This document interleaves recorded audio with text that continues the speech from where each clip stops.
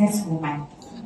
Okay? So, businesswoman, more than 10 years owning a business. Isn't it that if you have a business for more than 10 years already, then that means that by right, it's death to us part na. Tama ba? Dapat till death to us part na eh. But, at the end of the day, this person joined Three-Way International. And I'm really, really excited to hear about this person. Why? Because every single event that I would go here inside Three-Way, I would see this person. I go to Manila, I see this person and the daughter. I go to Pampanga, I see this person and the daughter. So everywhere I go, it's always the whole family doing Three-Way International. So without further ado, let us all welcome our next sharer, Diamond 3-star, Tita Elena Jose.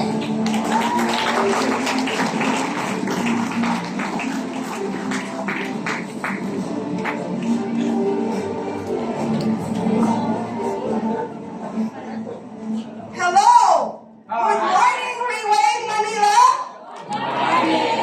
How's it feeling today? Yes, it's good. Let me first introduce myself. I'm Elena Jose. I'm happy if you can call me Ellen Attorney.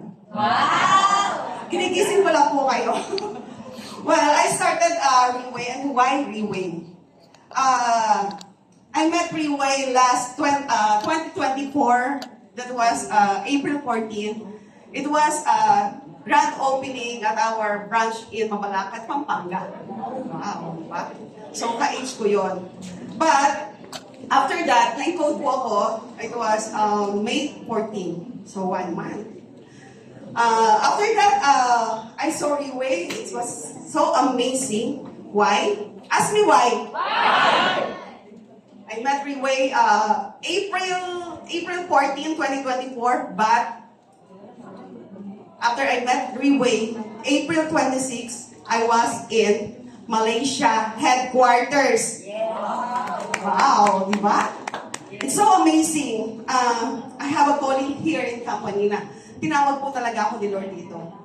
Before I'm doing Three-Way, hindi pa po ako nagpo-full time.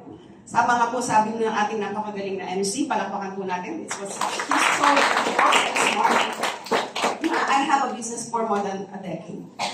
I'm doing we have a business, RTW. That is my passion. Alam ko po, knowing na alam ko po na doon na po ako magsi-senior, yun na po yung legacy na iiwanan ko sa aking mga anak.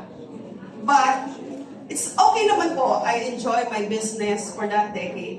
But the problem is, I start praying after the pandemic. So, sino dito hindi na-apektuhan ng pandemic? Halos lahat. Pero meron pong hindi. Dahil ang mga taga-Three-Way.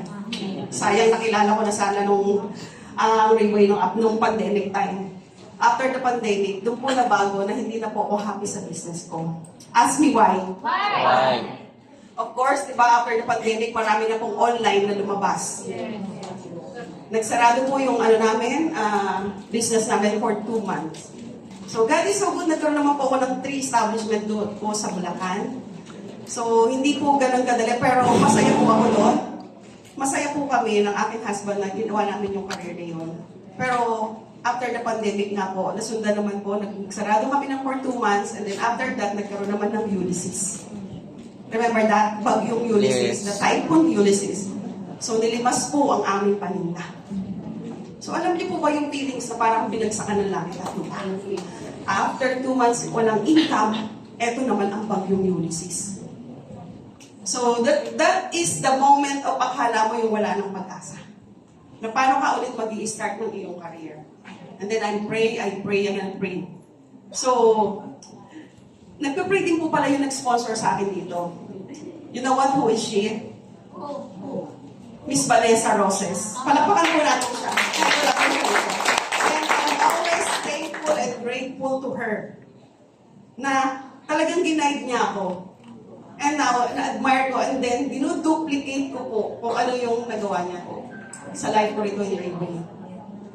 So, I saw, and I see, and I step, and I keep, and I'm so happy that the big hope na dala-dala ko po dito. So doon po ako nag-start na mayroong pag-asa. Sino po yung gusto mayroong pag-asa at pagbabago, challenge, di ba? Changing. Ba? Tayong lahat. Parang nandun ka sa sitwasyon na nananawa ka na. Parang yung pagod ko, yung effort ko, nasabi ko, Lord, masipag naman po ako. Gumagawa naman po ako ng tama. Pero parang kulang. Meron po kaming business, pero hindi na happy. Kasi hindi na sapat yung income natin. Sinusustain po namin magtagal, at umabot at magtagal, at huwag mag-close. Pero para masabi lang na may negosyo ka. Tama? Meron po kung naka-experience na gano'n, masabi lang na may negosyo ka. But the reality, hindi na po talaga nasusustain.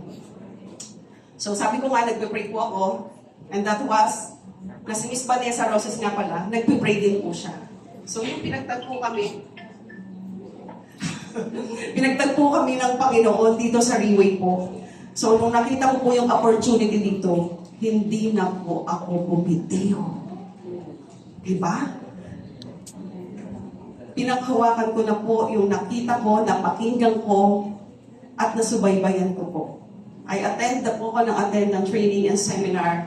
Kahit alam kong mahirap ito, mahirap magbenta.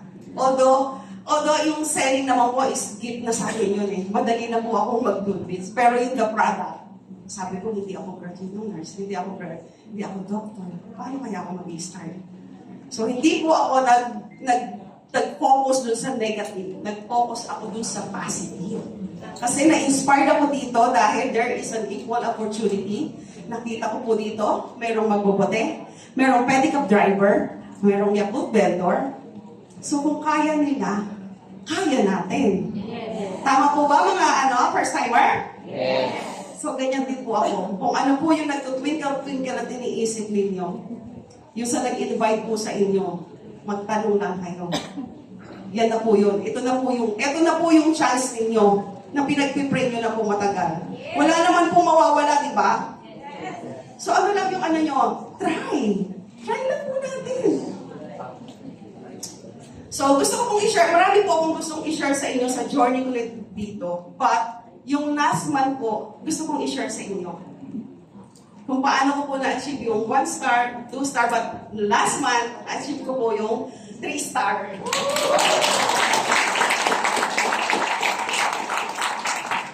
So, gusto niyo po bang malaman? Yes! Alam naman po ng lahat, di ba? Last month is, marami pong bagyong dumating. Di ba?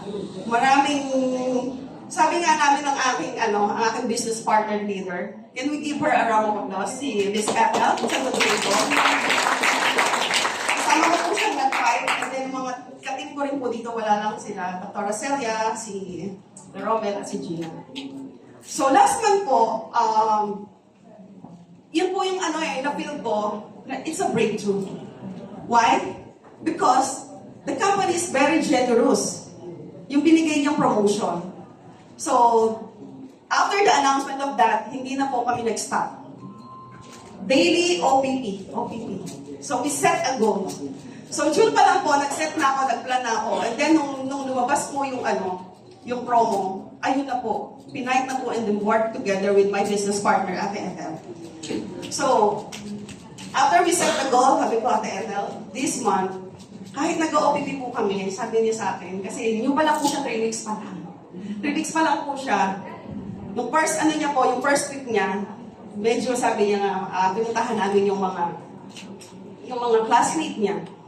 And then sabi niya sa akin, after the OPP lang kami ng OPP. Sa mga bago po, opportunity product presentation. Yan. Lahat po ba ng mga guests dito na OPP na? Can you raise your hand? Hindi pa. Okay, sige po. Mamaya po So, after po na-present namin yung product leaders, nag-present po kami, then OPP. Sabi niya, after a week, nung pag-uwi kami, wala pang na-close. But sabi ko sa kanya, pinanghawakan ko. Sabi ko, Ate Ethel, this is it. Merong magandang plano si Lord sa atin dito sa area na to.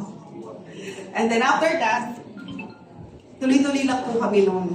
Tuloy-tuloy lang. And then meron pong nag-diamond set. And then after that, ayun, yung nag-millionaires account po. First millionaires account niya po, ayan. Paano po namin yun? 3 days po.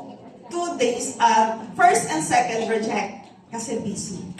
Busy po yung tao na nagkakataon yung time.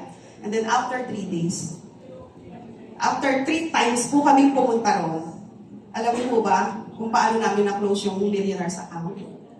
Gusto niyo po bang malaman? Yes! Nagdala lang po kami ng something. Something na magugustuhan niya. Na perfect timing, lunchtime, sarado po yung business niya. Break time, lunchtime.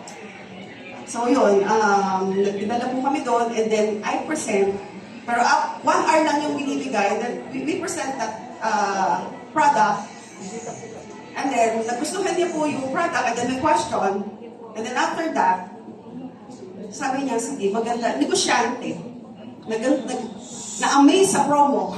Kasi kami inopen naman namin yung promo eh. Hindi namin nilihim sa aming mga kliyente. And after namin na-present po yung so, it's so amazing, sabi niya, okay, sige, gusto ko yan. Pero ano yung promise, ano yung commitment namin after the sales? So sabi ko sa kanya, ma'am, ang i-commit ko lang po sa inyo, support namin kayo, magkakaroon tayo mag-i-invite po kayo ng guest, and then, magkakaroon po tayo ng event. So, God is good, nangyari naman po yun. Schedule lang po ng mga event. Yun po yung support. Kahapon po, nag-event na naman kami sa Kenny Rogers po, yung with the support of Miss Team Elite Pablo na Amugis. Palakpakan po natin siya. Okay, pagkatuwa kayo doon. So ngayon po, yung after the event namin kahapon, kumuha naman po ng 2 set, pinuntahan namin. God is so good.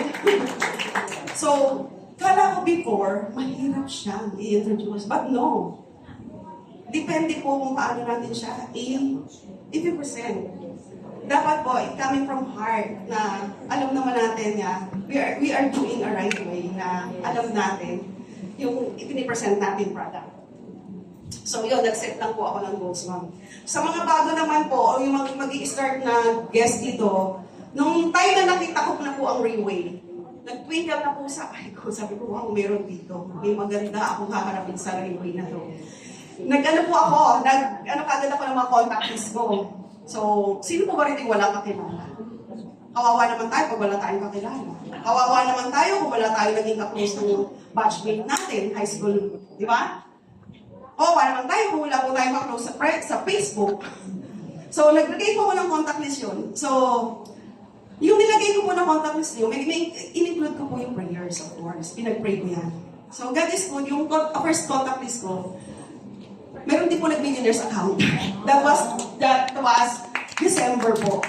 Yung first diamond po po yun. Yes. So, yun po. And then, once na naano niyo po yun, naglagay niyo yung contact list, schedule na, fixed schedule na po. So, mas maganda po yung calendar natin, nakafix na yung schedule. Para at least, daily meron na po. Ako po kasi, hindi naman po sa paggayabang sa inyo. Busy rin po talaga tayong lahat. Ako po nag-grateful po kay Lord. Yung planner ko po, first, is nakalagay ko na muna po. Kasi nagsiserve po kami sa isang ministry. So for 13 years po, nagsiserve na kami doon. Meron pong katungkulan yung husband ko doon. Lagi po siyang una sa calendar.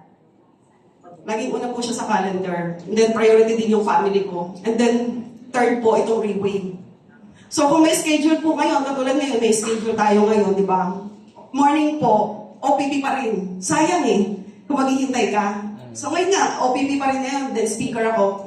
Inano pa rin namin na naka-close po kami ng 2 set. So practice lang po, practice and habit na. So yun, after the OPP, kung hindi po sa mga leaders na bago or yung mga bagong guests, kung hindi man po sila kumuha ngayon, maging grateful tayo. Kasi yung binigyan nila tayo ng time, okay na yun. Darating ipag-pray nyo na lang, and then ang key na lang is to follow up. How you to follow up na, di ba? Follow up lang po natin. So yung journey ko po dito sa Rayway, talagang ini-enjoy ko po, in-embrace ko po. Hindi lang po ako ngayon ang nag-work dito, pati yung husband ko. And then yung anak ko po, kilala na nga ng halos lahat. Yung si Tintin ko po, yung meron po kasi akong anak na special. So nagkaroon po kami ng freedom dito, nahawak namin yung oras namin. Diba? yung mga classmate ko na hindi ko sila nakikipag-mingle ako, ngayon po, nakikipag-mingle na ako. And then my husband po, kasama ko rin po dito. May guest nga po siya dyan, ayan, kasama yung pinsan niya, si Ate Veron. Kaway-kaway, Ate Veron. Ayan, may guest po kami, may guest po si husband. So this man po, si Ate Tel po, ranking for ano yan, 2-star or 3-star po siya. Kasi Lemon Millionaires ang pagpunto sa kanya. So sa team ko po, sa team po namin, tatlo ang nag-2-star and then isa po yung Diamond 3-star under my team, direct ko po yun. And then, meron po akong Diamond 1-star. Yung kauna-unahan ko pong teacher. Glory to God po. Nung nag-start po ako dito, akala ko mahirap. Pag po kasi sinabi natin mahirap, mapipil natin yung environment ng hirap. Yung negativity, don't ever say mahirap. Just enjoy. Enjoy lang po natin. Di ba napakasarap at napakagaan ng feeling ng nag-share ka, the good news. Di ba? So yun po yung na-enjoy ko rin dito. And of course, the financial freedom. Yes.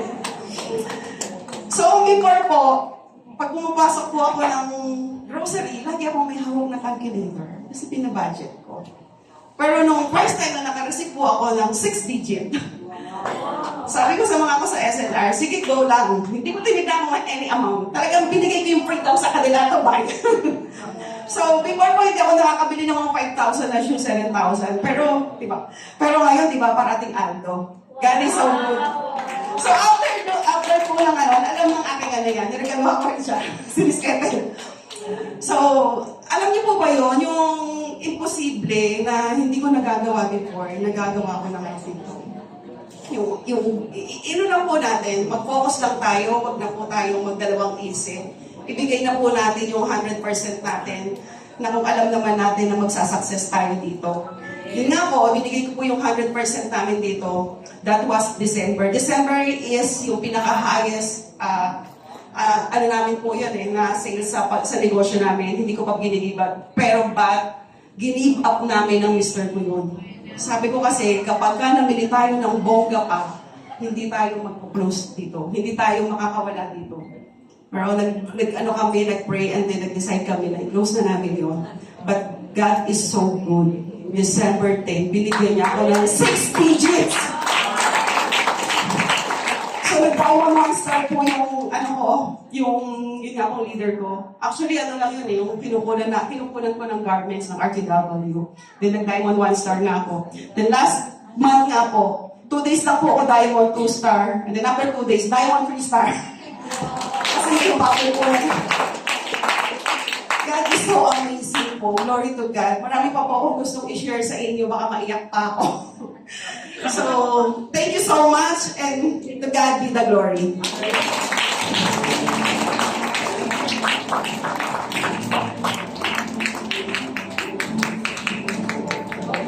Again, palakpakan natin our Diamond 3-star, Tita Elena Jose. Did you learn something from that? You know what Tita Elena just discussed right now? The 6 steps how to do